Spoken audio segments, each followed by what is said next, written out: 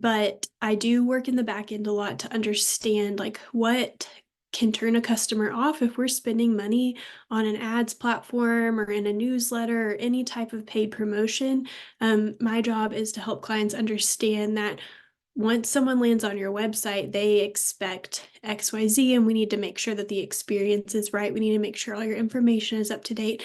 And then just really understanding your brand audience and messaging and tone and creative. There's a lot that goes into the preparation for advertising that we'll be discussing today. And a lot of this too is kind of like a thought workflow for you guys, and these slides are very word heavy because we'll send them out. This webinar is being recorded and we will send the slide deck out after. So hopefully you guys have enough on the slides to remember what we talked about today.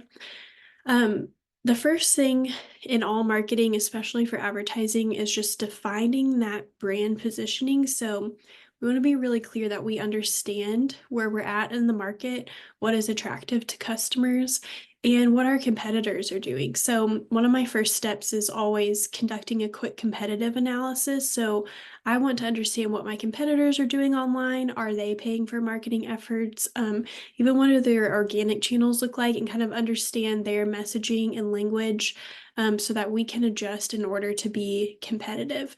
If we're in an industry that consumers are used to interacting with, then we're probably meeting some type of marketing messaging standard. So we want to make sure that through this competitive analysis, we have an idea of the competitive landscape, what is already being communicated to customers that we might share with our competitors, so we can meet that and then go, maybe one or two steps above that. So a great place to start is just looking at businesses that you admire. They could be direct competitors. They can just be people that you think have great creative and brand messaging and tone.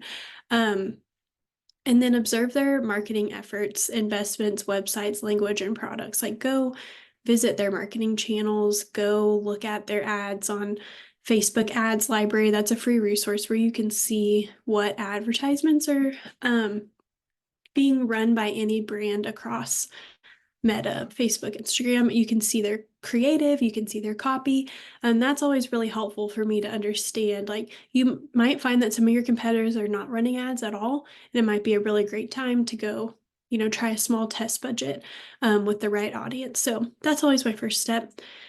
And then if you haven't done like a brand positioning kind of exercise, just simply outlining what your business does. What are your products and services? Which of these should you advertise, or do you want to advertise? And that kind of goes into strategy and goals that we'll get into in a few slides, but it's going to be different for every business. Some businesses will want to advertise a product that is, or service that is very successful. So we know that this is proven, we're going to amplify it for this audience. Others will want to drive advertisements to a service or product that they might think is underrepresented, or run an awareness campaign to make sure that target audiences know that they do certain things. So that really depends, but just kind of get messy with it, outline what your business does, maybe circle a few that you think are worth advertising for whatever your goals are, and that can kind of start getting our brains funneled down to what we need to focus on. And then always outlining our point of differentiation, what sets you apart. So why is this potential customer that you want to advertise to going to be interested in your business or service? How can we work that into the copy, messaging, maybe even the creative, so that when they see it, it makes an impact and they can tell that you're different than other businesses that they've interacted with. And then defining your target audience. So finding who is your ideal customer. You could have 3 or 5, but really narrowing down on those audiences and demographics is very helpful, especially for advertising, when we're able to really narrow in on so much targeting, where we can, target people that we know interact with certain pages, products, have certain interests. If we don't know that about our target audience before we go into advertising, then sometimes we can be too broad in our targeting and not get the results that we want. So that's important for all marketing, but especially, advertising once we're able to narrow that down when money is involved. And then just understand what's important to them. So you might find that you have 3 different target demographics. And if you're going to do 3 different advertising campaigns to them, we need to know what the value add is for each of those target audiences so that each campaign can have specific language and copy and maybe even different products or services. So as you start thinking about this advertising strategy, kind of start segmenting your audience and defining your copy and positioning even by audience. Identifying keywords is important as well. This is more if you're going to do something like Google search or more search based. It is helpful in social media advertising, I think. Just if you know what your customers care about and you're already speaking to those keywords that they know and resonate with, that can be helpful. But more of the money spend around identifying keywords is probably on a search related platform like AdWords or Google Ads is what it's called now, or like Bing advertising or something like that. So in keywording, again, we need to know our audience. We need to know the keywords that they use associated to businesses like yours. We need to know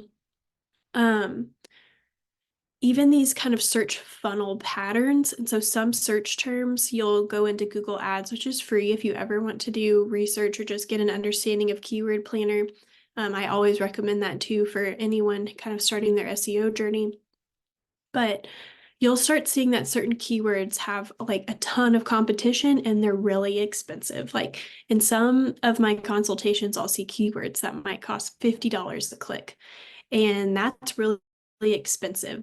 Those are normally like very bottom of funnel purchase intent type keywords. And so by understanding certain keywords, understanding the level of keywords of like, are we up in this top of funnel of research, kind of middle of we're trying to make a decision, or at the bottom ready to purchase or make a decision, make a call to you to schedule a service.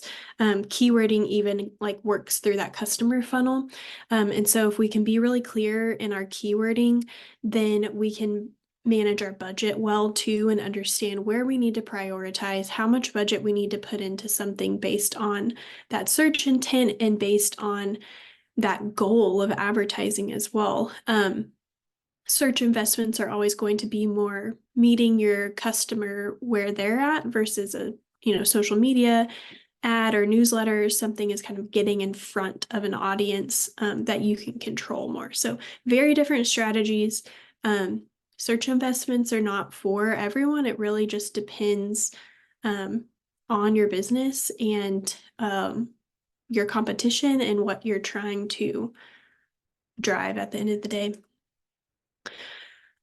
We also always want to audit our marketing assets. So before we drive any paid traffic, we want to ensure that our marketing assets, whether it's website, social media, online listings, wherever we're out in the world that customers can interact with us, that those channels are up to date with our current services and offering, that our contact information is correct, that the experience that we are currently providing would meet a new customer. If we're driving new traffic through advertising, we want to make sure that we're giving them the best first experience across our marketing channels, that our language is consistent, that our checkout process or our booking process or call, email, whatever our call to action is, that we want to make sure that that is easy, that we're not losing people. Any third party listings or promotions, I have some clients who have been featured in really strong like forums or like industry specific online magazines, stuff like that. We always kind of want to audit that and make sure that that information is up to date, that the links are still working. Just making sure that we're not spending money on people to get them to our channels that then are outdated and that they might get the wrong information. Another important part of this is just understanding the actual experience that we're giving customers. So if they're coming from an ad, let's go audit our marketing channels like we are that customer coming to our channels for the first time. Okay, so first I like to start, most of the time our advertisements are going to be going to our website. So we want to make sure that our website's optimized for mobile, tablet, and desktop. Most advertisements are probably going to send people from mobile, especially if you're on social media. So we want to make sure that our mobile experience on our website is good, it's not slow, that, images aren't being blown up, that pop-ups aren't taking up the whole screen. A lot of these things can be, a lot of the experiential things on our website can make a customer decide, like you have seconds. You can see the stat here, 53% of online shoppers expect e-commerce pages to load in 3 seconds or less. So it's probably even more than that of people who have never experienced your brand before. I think people can be a little more patient if they know, like, oh, I've been to this website before, there's a few things I need to remember. But if they're coming from an ad, then you have to make that first impression very quickly. This is someone who probably hasn't interacted with your business before unless you're doing retargeting ads. And so that's very important. Get on your phone, get on iPad, ask friends to kind of help you audit from a mobile perspective as well. Most website platforms have easy to use optimization tools that help you do this across platforms. And then you can also test your site speed across this Google tool of page speed insights.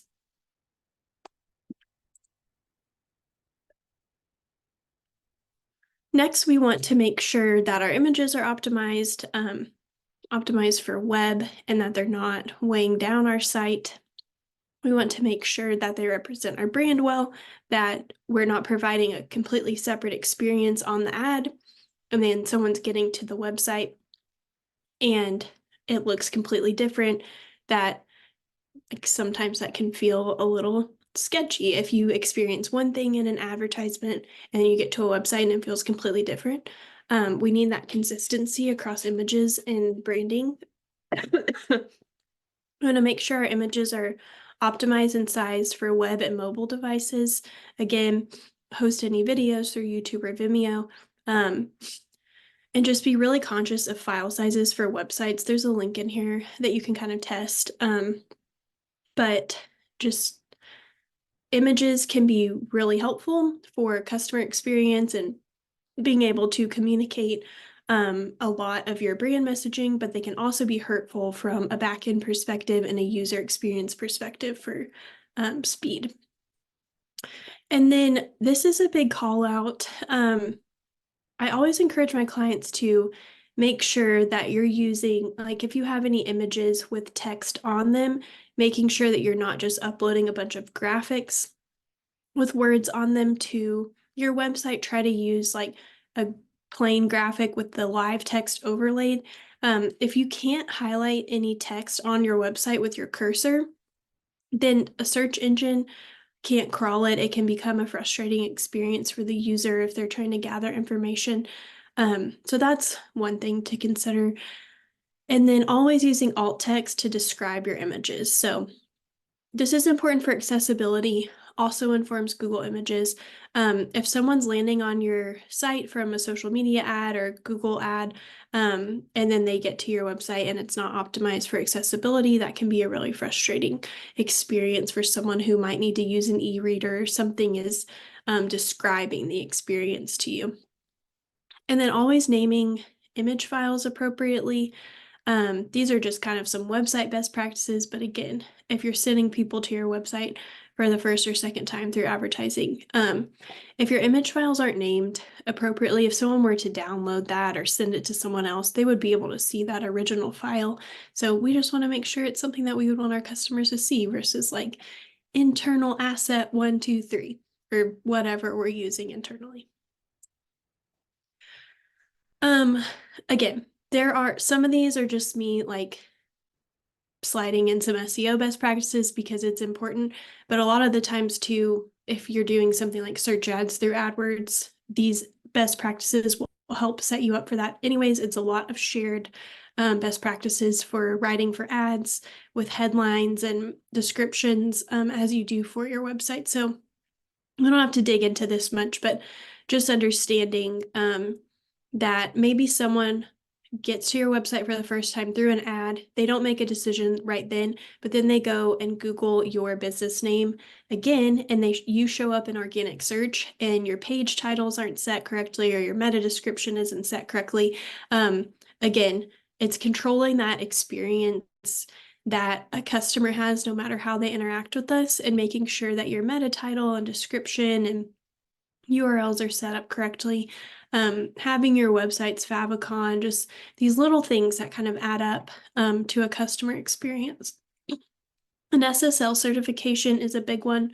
Having that secure website of the HTTPS, that's normally very easy to do through your domain provider, and most website platforms will do this for you, but always good to double check. And then I think I have this on a few slides later, but making sure that your site has been submitted to Google Search Console and that your domain has been verified. I've seen a few websites lately that are getting like an unsafe notification in search because their domain hasn't been verified by Google and Search Console. And that can, one, create a bad experience, but also if you're paying for advertisements to go to your website and then you're getting a notification that it's not safe as a user, then I'm probably just backing out and that money is wasted. So before you invest anything, always make sure you have Google Search Console and analytics attached to your website, and that you're learning that your website's submitted. If you need to install any platform pixels like Meta, TikTok, just making sure you have the correct tracking, the correct tracking for whatever advertisements you're running. We always want to learn from it. We always want to make sure that we're adjusting. It would be really sad to spend money on something and then have no idea if it worked or who interacted with our ads or how we can replicate that or change it. So these are all free to install. If you're using something like Shopify or Squarespace, normally it's just like copying an ID in, and it's very, very easy to set up.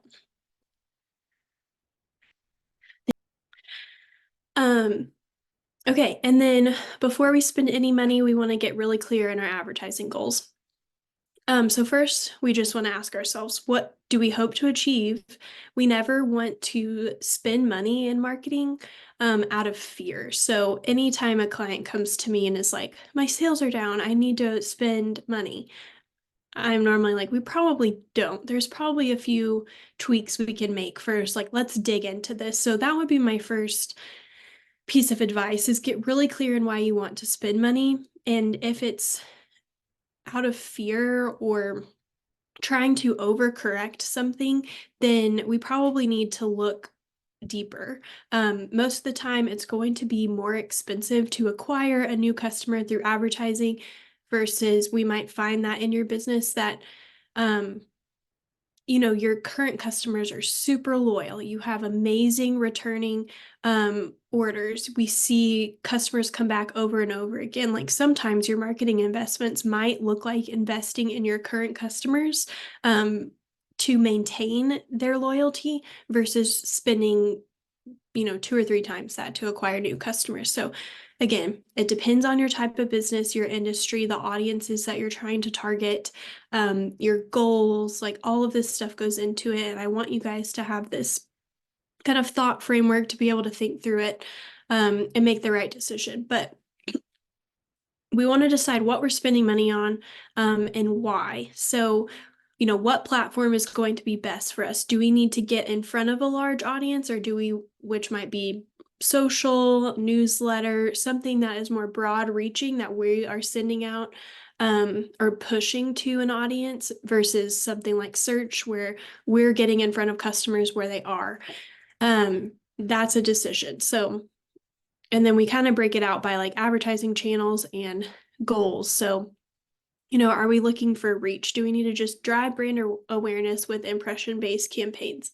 This is going to be kind of this reach, traffic, conversion. If you think of that marketing funnel, it's going to be reach at the top, kind of traffic in the middle, and conversion at the bottom. So the farther down you get, the more expensive that campaigns are going to get. So reach, do we just need people to know about us? We're new, we're just trying to get the word out there. Impression-based campaigns. Traffic, these are normally click-based campaigns. We want to get people to the website. Maybe internally, we don't care too much if they are making a purchase. We just need to get people to the site. If we can pixel them, then we can retarget them again later. We want to understand site traffic, where people are going on pages, how long they're spending. That's kind of our middle funnel. And then conversion. So, and kind of all of your messaging is going to vary in these different layers of the funnel as well. So once we get down to conversion, we're using a little more sales language. We're trying to get people to take an action. This could be through retargeting. If we're at that point, we've already kind of run an awareness campaign or a traffic campaign, and then we're hitting that audience again with a different type of advertisement to try to get them to convert. And so in conversion, we're going to be looking around generating leads, increasing sales. We might be launching a new product or service or reaching a new audience. So all things to consider, but most of the time, unless we're retargeting an audience, we need to kind of have a tiered campaign in our advertising of that awareness or traffic first, like get people familiar with it. They can make a conversion if they want to, but most of the time it's going to take 2 or 3 interactions, especially with e-commerce, where there's a lot of brands, there's a lot of players, people are getting advertised to all the time. So we have to remember that sometimes advertising is not always a quick fix. It might take a few interactions, a few campaigns, testing your language and creative to understand what's going to work for your audiences to get them to convert. And then we just need to consider our digital advertising channels, which sometimes seem endless. Again, this is going to seem easier once you've done that work of target audience, that you know what they care about, that you understand your goals in this advertising journey, and then that will start to help you understand what kind of platforms are worth investing in. Google Ads, social media, local options like newsletters, NWA Daily, Fayetteville Flyer, anything. Again, it depends on your target audience. Your target audience might not be the same as all these magazines, so that's always good too, or these digital newsletters. So that's always good. If you're ever considering spending money with someone, it's always okay to ask what their readership is, what they expect conversion to be or return, what their reach is. Like, it's always fine to ask that, and most of the time it's very easy. They'll send you a media kit and you will understand if that investment is worth it to you. Influencer and affiliates. So this can be really effective. It can also be a little harder to manage just because every influencer is going to work differently. Some work through agencies, some work independently. Just important again to identify influencers that are going to work for your audience, understand their reach, understand their metrics for paid campaigns. It's a great form of marketing, kind of that, paid style of word of mouth. It can feel really organic, but at the same time, really understanding their reach. A lot of even local influencers will have like more nationwide following. So even just asking and understanding, like if you're wanting to run a hyper local campaign, asking that influencer like how much of their following lives in Fayetteville or Bentonville or where you are that you need to drive like physical traffic to. And then podcasts. So it depends how big you want to go with this, but all of these can be paid in the front end. And then we always want to create like a code or a unique URL that we can use to track the efficacy of these payments as well.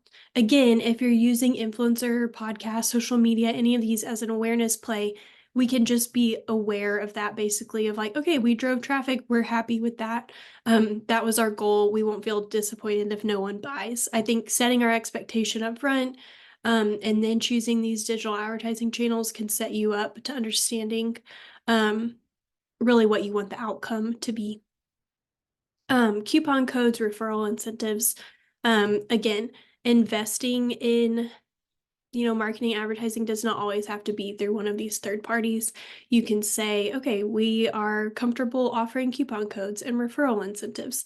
And that can be an investment that doesn't cost you money up front out of pocket, but you're kind of reinvesting in those customers, offering a bit of a discount to kind of lower that risk of interaction. Really just depends what you're going for.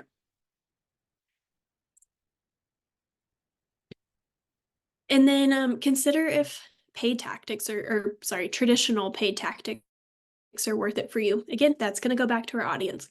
If we have a younger audience, then print might not be the best investment for us.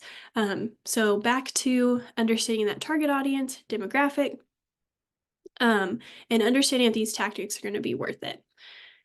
I keep saying paid. Traditional tactics have a great place in marketing, but we have to make sure that we understand the return, or that we're clear in how we're going to measure that investment. So with digital, it's normally pretty easy. If I run an ad, I have all my tracking installed. I can see the direct impact of that digital ad. If I can see who bought something on my website, who called me to book a service, that's pretty direct.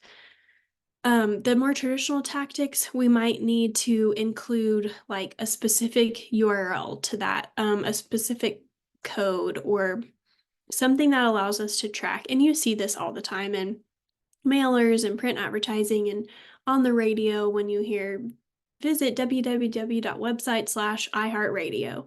Like, you hear all those tracking kind of conventions all the time. So I think that is important to consider. Traditional tactics can be a little more expensive normally than our digital tactics, so we want to be sure that we can understand the impact. Another great way to do this too, for anytime you're running advertising, is just to ask your customers. Like, you can even kind of put like a comment form in the checkout process of your website and be like, how did you hear about us?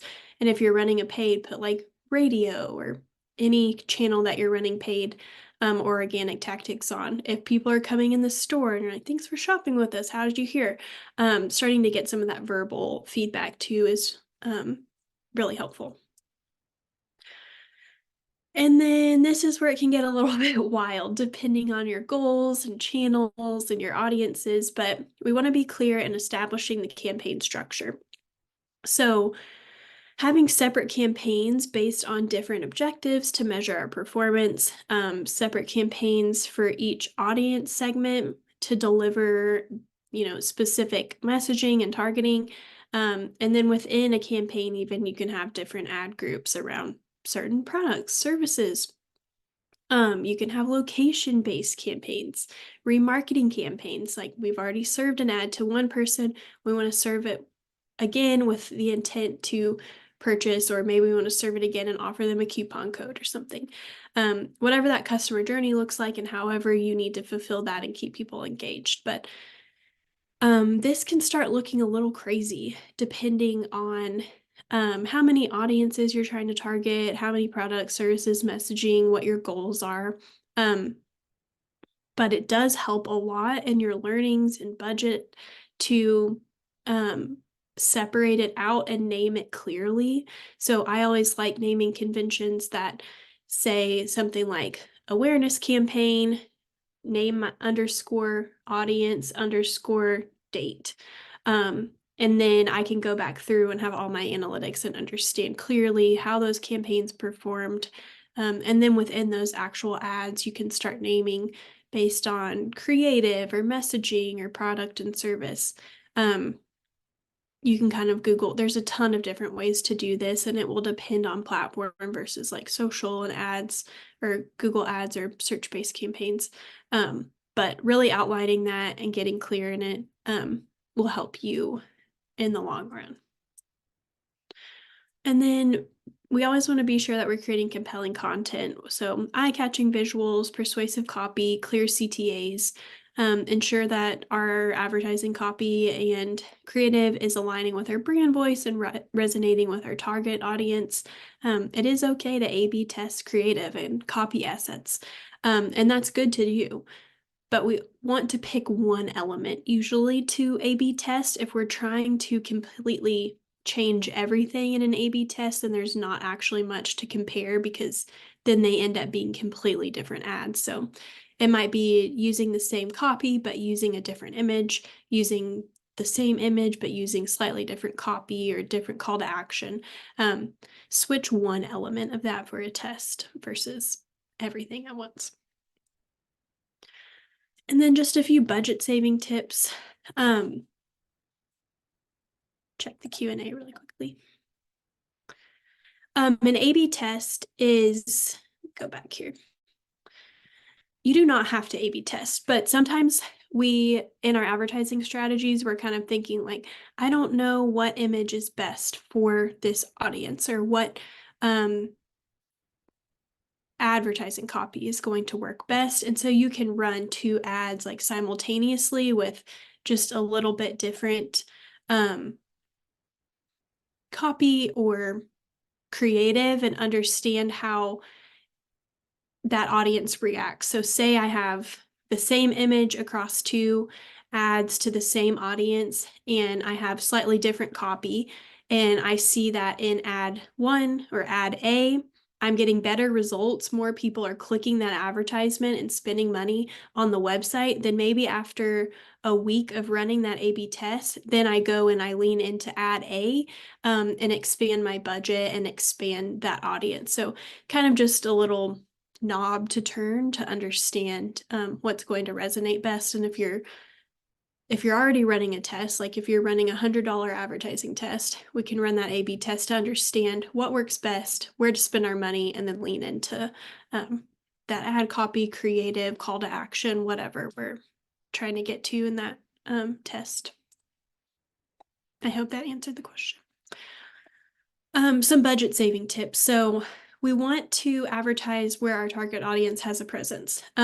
If you find that, and we have plenty of market research platforms through the center, but if you find that your audience is not a heavy Facebook user, then we don't need to advertise on Facebook. Let's spend money on Instagram instead. If we see that like 98% of people in our target audience are using Instagram, that's a great investment. We never want to advertise just to advertise. And then just a few things, like Facebook is very good at spending your money very quickly. So we always want to edit the settings for any type of ad platform that we're running ourselves, to only serve ads where we need to, basically. So if you don't change the settings in like your Facebook meta advertising, it will just blast it out everywhere. And that's a great way to spend your money quickly. Turning off those little knobs for Facebook Messenger and Marketplace and these areas like video, these areas that most of the time people accidentally click, and it just wastes your money and it's not effective. So understanding where those ad placements even go and how to turn them off is important. And then always understanding the intent of certain keywords and channels. So again, kind of considering that funnel, where are people, what purpose do certain platforms and even types of advertisements serve. And then again, we don't want to forget about our current customers while trying to acquire new customers. So if we lean too heavily into acquiring new customers, we're almost over investing in that, then our current customers can start to feel lost. So marketing can be hard because it feels like we have all of these things going at one time, kind of that 360 approach, So while we're working on acquiring new customers and working through that, we also want to make sure we're still nurturing our current customers and giving them, getting them in that marketing cycle and making sure that they're aware of our offerings and that we're not forgetting about them. Whether it's through just like regular emails or a push text, loyalty programs, referrals. We love our current customers. So, and then setting a budget and learning from your campaigns. An advertising budget can look completely different to everyone. So always do what's comfortable for you. I'm never going to encourage a client to spend more than they have on advertising. Just what's comfortable, what do you want to learn from it, lean in to one area, and then check your analytics, see what that did for you before you invest more. I normally say that a good test is about $100. That's what's normally comfortable for me and my clients for like Facebook and Google ads. If you're running something more on like NWA Daily, Fayetteville Flyer, like a local newsletter, local platform promotion, it is going to be more expensive than that. But the return might be more for awareness, especially if you are hyper local and that messaging is very clear. So again, go back to that audience, go back to your goals, understand kind of that push pull of the investment. And then evaluate frequently, test and adjust your budgets as you gain insight. So it's always important to set up a campaign and check it every few days. Make sure it's running well. Make sure that a platform isn't just spending your money somewhere. You might see that you're spending money in one type of ad that isn't effective for you. You can always turn campaigns and ad sets and individual ads on and off and kind of game your budget and game your messaging. You don't have to wait a month or something to see if an ad was effective. Normally, like 7 to 10 days, you can get an understanding of if you need to make any tweaks. And then again, length of your campaign. So there are lots of different ways to set up that investment across platforms. Normally, it'll be like, I want to spend $100 over 10 days. And then the platform, you can do this manually, but also the platform will just kind of be like, okay, once we've reached this amount of spend in the day, we turn advertising off. And you can game that too. You can even set time parameters. So many levers to turn on and off. But yeah, determine how long you want to run this for. Awareness campaigns are sometimes longer, where it's like, okay, we just need ads going out for 2 or 3 weeks versus a conversion campaign you might have for a few weeks. A lot of like bigger e-commerce or people who really rely on a lot of new traffic coming in for sales will sometimes have advertising campaigns set up all the time. They will just play with the levers of what campaign is on, how much retargeting they're doing, what they're trying to drive. So it's literally different every day and for every brand. So just check frequently, understand what's comfortable for you. You can always turn off on, you can always adjust. And then just knowing that many platforms have a learning period for ads to run for a certain amount of time before they start performing their best. So Facebook is a good example of this. It will normally tell you like you might get the best results after this certain date, and that's because the platform is learning about your placements and your target audience. So they might be delivering to a smaller portion of that target audience before they learn the actions and kind of expand from there. So again, it depends.